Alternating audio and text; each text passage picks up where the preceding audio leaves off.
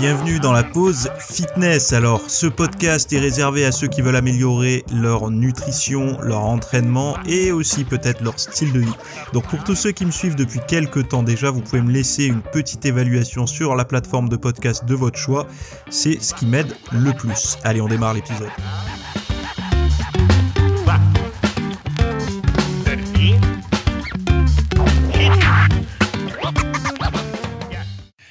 Et salut à tous, nouvel épisode aujourd'hui. J'espère que vous allez bien, que vous avez passé un bon week-end et que la semaine démarre bien. C'est bon, la rentrée est bien ancrée, j'imagine, dans votre mode de vie, ça y est. Et on va voir un petit peu aujourd'hui, on va parler de remplacer les graisses de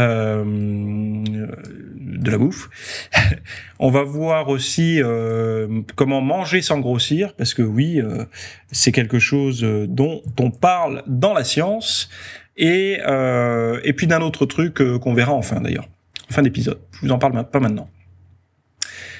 Donc la première partie, remplacer les graisses saturées et le sel par des herbes et des épices, est à la fois savoureux et sain pour la santé. Alors, en réaction à la tendance low-fat des années 90, de nombreuses entreprises alimentaires ont retiré les graisses saturées de leurs produits pour les remplacer par des sucres, afin de conserver leur goût.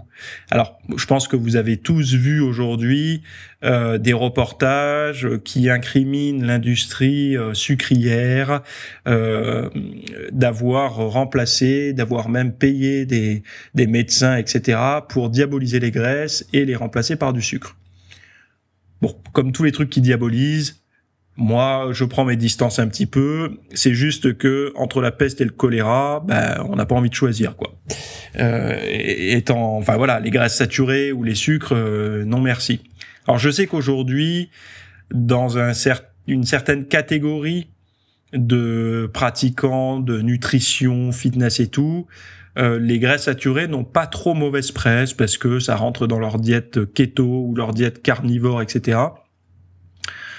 Moi, je pars du principe qu'on en reste loin quand même, loin, c'est-à-dire qu'on en consomme un petit peu, mais dans des doses modestes, et qu'on essaie d'avoir plutôt majoritairement des graisses de type de l'huile d'olive, des huiles de poisson, naturelles, sous forme de poisson consommé, de l'avocat, des choses comme ça, plutôt que de la graisse de bacon, du beurre, de la graisse des côtes de porc, etc., quoi. Bref, ça n'est que mon point de vue, encore une fois. Vous avez le droit d'en débattre dans les commentaires. Donc c'est vrai que quand ils ont retiré les graisses, ils ont ajouté du sucre, parce que quand vous enlevez le gras et le sucre d'une préparation, le côté goûteux d'un aliment se perd. Par exemple, pourquoi vous aimez les crêpes? Vous savez, les crêpes, là, manger une crêpe, c'est parce qu'il y a à la fois du gras et du sucre dedans. Pourquoi vous aimez la pâte à tartiner? Parce qu'il y a à la fois du gras et du sucre. Pourquoi vous aimez certaines sauces dans les sandwichs et les hamburgers? Parce que très souvent, il y a du gras et du sucre. Et du sel aussi, Bon, malheureusement, ces nouveaux produits n'étaient pas plus sains que les originaux. Donc, ils parlent du sucre par rapport au gras. Donc là, au moins, c'est dit. Aujourd'hui, une équipe de chercheurs de Penn State a découvert comment réduire la graisse saturée, le sucre et le sel dans les aliments américains populaires, tout en conservant leur saveur. Quel est leur secret? Donc, remplacer ces nutriments par des herbes et des épices saines. Désolé, petit ASMR de gorgée de café. Donc Christina Petersen, et pas Peterson, Petersen, professeure associée en sciences de la nutrition à Penn State, souligne l'importance de cette découverte car la maladie cardiovasculaire est la principale cause de décès dans le monde. Surtout, c'est la plus foudroyante. Les tests à l'aveugle ont montré que l'ajout d'herbes et d'épices a restauré la préférence pour 7 des 10 recettes testées. Les participants ont même préféré certaines versions améliorées aux recettes originales. Enfin, si 100% des consommateurs américains adoptaient ces recettes plus saines, la réduction quotidienne estimée de graisses saturées et de sel serait d'environ 11,5%. Ce qui est pas mal, déjà 11,5% une réduction de ça, parce que étalé sur une année, sur 10 ans, sur toute une vie, ça commence à faire. Donc ces résultats, publiés dans le Journal of The Academy of Nutrition and Dietetics, suggèrent un impact potentiellement profond sur la santé publique. Alors, à vous, je vous apprends rien en fait, puisque dans le monde du fitness, on a déjà l'habitude, tous, j'imagine que vous avez tous votre petit placard à épices, et vous essayez de mettre le plus possible d'épices pour limiter l'ajout de sel, de gras ou voire de sauce soja sucrée ou quoi dans vos préparations. Vous essayez de mettre les bonnes épices là où il faut. Alors moi, mon combo en ce moment, c'est quoi? J'ai toujours de la coriandre. Alors moi, je mets épices avec l'ail et tout aussi. Hein. Je mets l'ail et l'échalote et tout dans les épices. Hein. Hop, j'y vais comme ça, j'y vais. Allons-y gaiement. Donc moi, j'utilise pas mal d'anettes pour les poissons, des herbes de Provence pour les viandes, de la coriandre sur des préparations un peu type mexicaine, vous savez, avec des haricots en légumineuses, là, avec de la tomate, des poivrons et tout ça. Beaucoup de cumin, surtout avec les préparations de type courgettes ou carottes. Bon, bref, je vais pas vous faire toutes les associations. En plus, j'ai largement parlé de ça sur mon site. Vous tapez épices, marinade sur mon site, vous allez trouver des contenus sympas. Donc vous êtes déjà au courant de tout ça, mais ce qui est bien, c'est que peut-être que dans un futur proche, on aura la possibilité, vous savez, quand on ira faire des pique-niques avec nos potes, de se prendre, par exemple, des produits un peu à la va-vite, qu'on catégorise comme plaisir, qui seront un peu plus sains que ceux d'aujourd'hui. Parce que un monde sans chips, sans tout ça, moi je suis pas pour en fait. Hein. Moi je suis pour le pouvoir manger ces choses-là aussi. J'aime quand même ça de manger un peu de chips avec une saucisse en été, c'est très bon. Au goût, je parle pas pour la santé, mais au goût c'est bon. Bon voilà, ça participe quand même à l'humeur de l'été et tout ça. Je sais qu'il y en a qui sont contre. Bon voilà, hein, chacun fait ce qu'il veut. Ils ont des convictions de pas manger ces choses-là. Moi, c'est pas mon problème. Je pars du principe que quand on mange sainement 19 repas sur 21 durant la semaine, on peut s'autoriser quand même de se manger un petit peu ce qu'on veut le reste du temps. Bref, pourquoi je raconte ça? Oui, parce que même quand on aura envie de se faire des aliments qui aujourd'hui sont catégorisés comme pas nourrissants et pas bons pour la santé, ben ils seront mieux qu'aujourd'hui. C'est l'objectif en tout cas. Bon là c'est chez les Américains. Faut pas oublier que les Américains ils ont quasiment tous les produits. Ils ont une version low carb, low fat, gluten free, lactose free. Ils ont tout ça depuis des années. Nous on est à peine à l'ère du gluten free, donc du sans gluten. Et alors le sans lactose par exemple. Il faut travailler d'arrache-pied pour trouver du sans lactose. Je sais pas si l'excipient ou je sais pas comment on appelle ça. Alors l'excipient c'est plutôt pour les médicaments, mais les additifs, le lactose est très souvent utilisé dans les préparations en France. C'est un truc de fou, même dans des charcuteries quoi. Bon, charcuterie, il y a pas que ça qui est pas bon, mais c'est quand même impressionnant quoi. Bref, donc il faut s'en réjouir de ça en fait, hein. Parce que si par exemple vous aimez une viande bien grasse avec beaucoup de sel, etc. Eh ben sachez que vous pouvez retrouver une saveur, alors pas le même goût, c'est pas ce que je suis en train de dire, mais une satisfaction quasi similaire, voire parfois mieux, avec la bonne combinaison d'épices. Donc des épices, plus vous en aurez chez vous, mieux ce sera, parce que vous pourrez faire vos essais, erreurs, etc. Mais globalement, vous allez sur des sites de recettes de chefs. Alors, n'allez pas sur des sites de recettes généralistes comme vous les connaissez tous, mais allez plutôt voir des pages Instagram ou des sites internet de vrais chefs. Parce que eux, ils ont vraiment la petite patte pour vous mettre les bonnes épices. Et puis, ils ont aussi la créativité que n'auront peut-être pas les cuistots amateurs, quoi. Bref, ça fait beaucoup de bref. Une percée majeure dans la recherche sur l'obésité, manger sans prendre de poids. Bon, manger sans prendre de poids, c'est un petit peu paradoxal. C'est pas possible. Enfin, si, vous pouvez manger sans prendre de poids. Si vous mangez une courgette par jour, vous n'allez pas prendre de poids. Donc vous allez manger sans prendre de poids.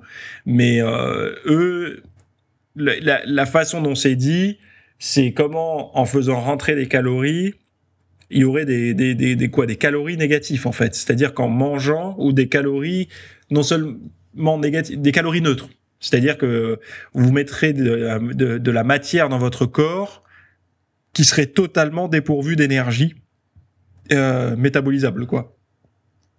Donc une avancée significative offre de l'espoir à 1 milliard de personnes obèses dans le monde. Donc déjà 1 milliard de personnes sont obèses dans le monde. 1 milliard.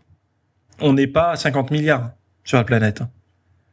On est quoi, 7-8 milliards? 1 milliard, c'est beaucoup. Plus de 10%, quoi, en gros. Donc dirigé par le directeur C. Justin Lee du Centre de la cognition et la socialité, une équipe de chercheurs a mis en lumière de nouvelles perspectives sur la régulation du métabolisme des graisses. Leur étude se concentre sur les astrocytes, donc des cellules non neuronales en forme d'étoiles dans le cerveau. Ces scientifiques ont également annoncé des expériences animales réussies avec le médicament récemment développé KDS 2010, permettant aux souris de perdre du poids sans restriction alimentaire. Le rôle des neurones dans l'hypothalamus, lié au tissu adipeux et impliqué dans le métabolisme des graisses, a été élucidé. Ces neurones, appelés clusters GABRA5, peuvent agir comme un interrupteur pour la régulation du poids. De manière surprenante, les astrocytes régulent l'activité de ces neurones.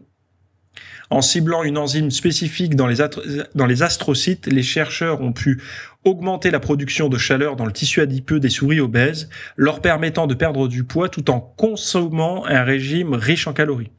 Le médicament KDS 2010 montre des résultats prometteurs, réduisant la graisse et le poids sans affecter l'appétit. Donc, en gros, c'est comme ça qu'on fera pour manger sans prendre de poids dans le futur. C'est avec des médocs. Et des médocs, c'est quoi? Vous imaginez un monde où une pilule existe pour manger ce que vous voulez sans risque pour la santé. C'était un peu la promesse. Alors c'est un peu la promesse du médicament contre le diabète là, l'Ozempic, ou c'est quoi le truc à la mode? Je crois que c'est Ozempic, non? Je sais plus, le truc là que tous les TikTokers prennent pour maigrir là. Bon, que je déconseille fortement, hein. Attention, ça reste un médicament, c'est pas anodin. Il y a eu aussi les statines, les trucs anti-cholestérol, il y a eu enfin le marketing derrière un médicament.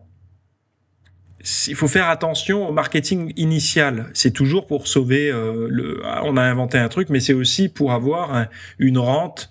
Vous imaginez, c'est pas.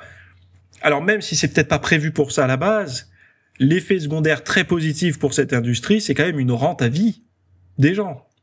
Donc si demain un médicament vous permet de manger ce que vous voulez en termes de calories, donc on imagine bien que les gens, ils vont pas se tourner vers des courgettes et des brocolis.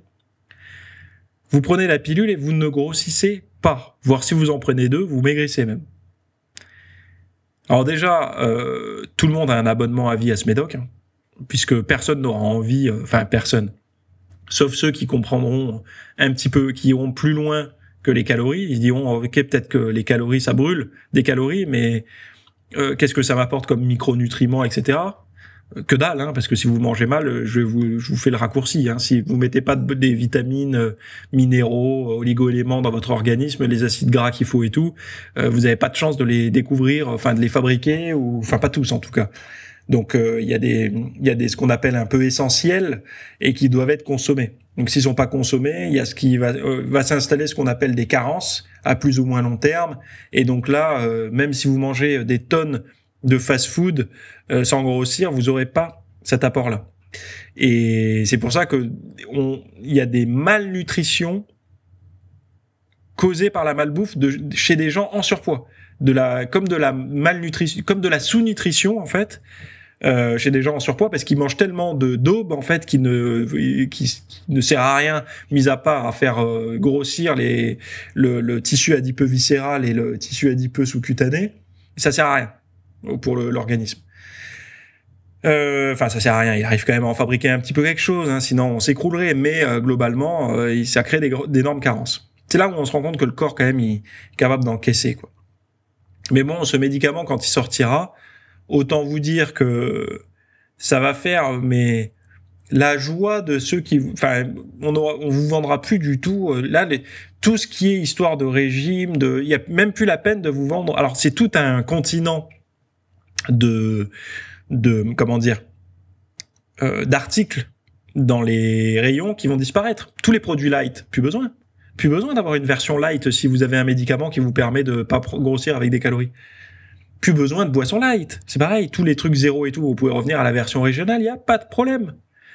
Si vous ne pensez qu'en termes de calories. Si vous pensez que le sucre n'a aucun problème, ne crée aucun problème dans le corps, au-delà de sa teneur en calories. Donc là, ça va créer d'abord un phénomène de raz-de-marée sur ça, et puis après, voilà, hein, parce que ça vous protégera pas du diabète, hein, directement. C'est pas parce que vous avez brûlé des calories que si votre pancréas vous le faites sécréter à mort en permanence, votre glycémie elle est de plus en plus haute tout le temps. Au bout d'un moment, la résistance va s'installer, et le diabète de type 2 aussi, même avec un tour de taille acceptable. Bref, donc on en est tout. Enfin, je comprends pas la logique de créer un médicament comme ça en fait. Si ce n'est de faire continuer les gens à manger mal. J'ai un problème avec ça, quoi. Au lieu de créer des médicaments pour augmenter la volonté, on crée des médicaments pour décourager la volonté, quoi. Parce que plus il y aura de substances comme ça en vente libre ou sur ordonnance, mais peu importe, distribuées, moins il y aura de volonté. En fait, l'être humain va devenir de plus en plus fragile et sans volonté. Il me semble, hein, j'ai l'impression, puisque qui aura envie de se prendre la tête à faire un régime, à se forcer à pas manger quand il y aura ça qui sera disponible? Et puis même, je pense que les problèmes de santé arriveront encore plus vite, parce que quand vous savez que, parce que les gens, on sait pourquoi ils se mettent à manger plus sainement, hein. C'est soit problème de santé aigu, donc par exemple infarctus ou AVC ou peu importe. Enfin, souvent c'est des problèmes comme ça, assez aigus, qui les mettent au tapis. Et qui du coup, docteur, qu'est-ce que je fais? Comment vous mangez? Ah, il faut arrêter ça. D'accord, docteur, d'accord, je mange plus mon jaune d'œuf. Bon bref, oui, je maigris. Donc ça va être ça. Ou alors, ce sont des gens qui se font larguer, ou ils se voient dans le miroir avec un bide, enfin bon voilà, et ils veulent maigrir. Donc une raison esthétique ou un problème de santé aigu. Il me semble que si vous enlevez le problème esthétique, donc la personne, les problèmes en fait, les gens vont faire attention il y aura plus que le problème de santé aiguë. Parce que le côté prévention santé, nous on a l'impression qu'il y a de plus en plus de gens qui font attention à leur santé. Non, c'est un microcosme, c'est miniature, on représente rien.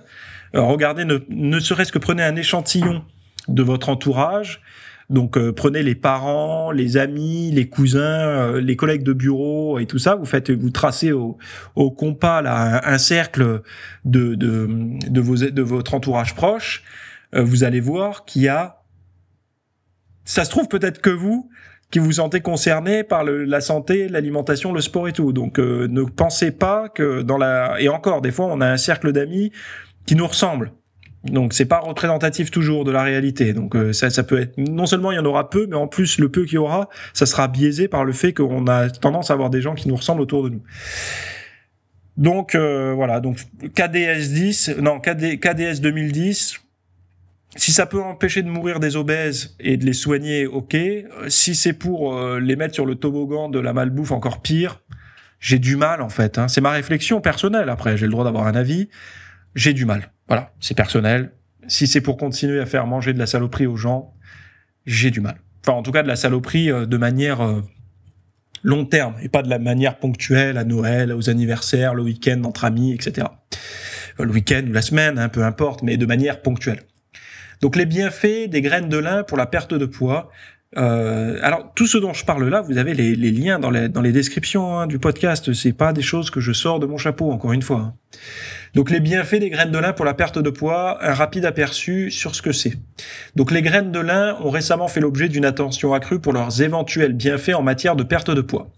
Au Canada, les produits contenant au moins 2 cuillères à soupe de graines de lin moulues peuvent désormais afficher des allégations santé concernant la réduction du cholestérol. Vous savez, les allégations, c'est quand vous achetez un produit, que ça soit un complément alimentaire ou un aliment, si vous obtenez une allégation santé qui dit par exemple que ça réduit le cholestérol, c'est un fantastique atout marketing. Et pendant des années, il y en a qui ont abusé de fausses allégations, c'est-à-dire que ils disaient, je sais pas moi, que j'ai pas d'exemple en tête, mais il y a eu des abus, par exemple que je donne un exemple qui n'est pas forcément vérifié, mais par exemple sur une bouteille de jus de citron aide à perdre du gras. Il y en a beaucoup qui disent sur Internet que ça aide à perdre du gras ou sur du vinaigre de cidre, ça aide à brûler des graisses. Ben, cette allégation-là, vous la verrez pas marquée dessus parce qu'ils n'ont pas vraiment le droit de le mettre. Même si ça se trouve, ça peut prouver, il peut y avoir des études qui montrent ça, mais après l'obtention de l'allégation, c'est autre chose, parce qu'une allégation santé, imaginez argument marketing. Est-ce que plus un produit a d'allégation santé, donc par exemple positive, évidemment, hein, c'est-à-dire que réduit le cholestérol, réduit la pression artérielle, réduit le stress ou aide à mieux dormir, etc. Plus vous avez de trucs comme ça à coller sur la boîte ou votre emballage de produits, mieux c'est. Les gens, ils se disent, j'ai trouvé le Graal, quoi. Donc, quand vous voyez allégation santé, pensez argumentaire marketing derrière, quoi. Et c'est exactement la même chose pour les compléments alimentaires. Et encore une fois, les allégations ne sont pas les mêmes en fonction des pays. Donc là, les graines de lin moulu peuvent désormais afficher des allégations santé concernant la réduction du cholestérol. Donc c'est-à-dire que les produits contenant au moins 2 cuillères à soupe de graines de lin moulu. Donc notez bien les trucs. C'est-à-dire que si... Là, je serais curieux de savoir. Si vous prenez une pâte à tartiner, donc bien riche en gras, riche en sucre et tout, vous y mettez 2 cuillères à soupe de graines de lin. Et vous la vendez après comme ça. Hein. Je pense que le goût sera que très peu modifié. Est-ce que vous avez le droit de dire que ça réduit le cholestérol ? On en est là. Hein. Donc une étude en double aveugle a montré les... Alors double aveugle, c'est quand même une valeur relativement forte au niveau preuve. C'est quand même assez fort. C'est pas le top du top, c'est pas le gold standard comme on dit dans la recherche, mais c'est quand même c'est pas mal. A montré que les participants consommant des graines de lin ont vu leur taux de cholestérol LDL diminuer de 15% dès le premier mois. Cependant, cette baisse n'était significative que chez ceux prenant des médicaments hypocholestérolémiants. Donc des gens qui prennent, c'est quoi ? C'est des statines en gros. Une autre étude a révélé que les participants qui recevaient des conseils sur le mode de vie et consommaient quotidiennement des graines de lin perdaient en moyenne plus de 20 livres et près de 4 pouces de tour de taille. Donc c'est les mesures en anglais. En comparaison, ceux qui ne recevaient que des conseils perdaient environ 7 livres et 1 pouce de tour de taille. Donc les graines de lin, eux, ils jugent que c'est grâce à ça, quoi. En ce qui concerne la stéatose hépatique non alcoolique, une maladie du foie de plus en plus courante, l'ajout de graines de lin a également montré des avantages. Cependant, il convient de noter que bien que certaines études aient montré des pertes de poids impressionnantes avec les graines de lin, la plupart des essais suggèrent une perte de poids plus modeste de l'ordre de 2 livres. Bon, peu importe, c'est pas si mauvais que ça au goût. Des graines de lin, vous pouvez les mettre. Alors il y en a qui les consomment dans l'eau, vous les mettez, vous les faites baigner pour qu'elles dilatent un petit peu. Beaucoup les utilisent pour les problématiques de constipation. Si vous mangez des yaourts maison, riches en probiotiques, là, vous savez, moi c'est ce que je fais en ce moment. Là, j'ai acheté ma petite yaourtière et je me fais ça depuis que j'ai vu le post de Gundil il y a 1 an. Là, je m'étais dit, il faut que je m'y mette moi aussi. Je le savais depuis quelque temps. Ma mère les fait en plus ses propres yaourts. Fallait que je m'y mette. Et là, j'ai dit, allez, je passe le cap. Quand j'ai vu le prix des probiotiques qui a continué à augmenter, j'ai dit, c'est pas possible. Pour la durée du truc, ça coûte, si on ramène ça au franc, ça coûte plus de 200 balles la boîte, c'est abusé. Donc voilà, et vous les mettez dedans directement, vos graines de lin, et ça passe tout seul. Vous les mettez avec votre shaker ou autre, et ça passe tout seul, quoi. Alors nouveau, perdre les kilos de l'été, comprendre les variations saisonnières, perdre du gras et prendre du muscle. C'est ce que je vous ai proposé ce week-end. Allez voir. Donc j'ai largement évoqué la diète de reprise.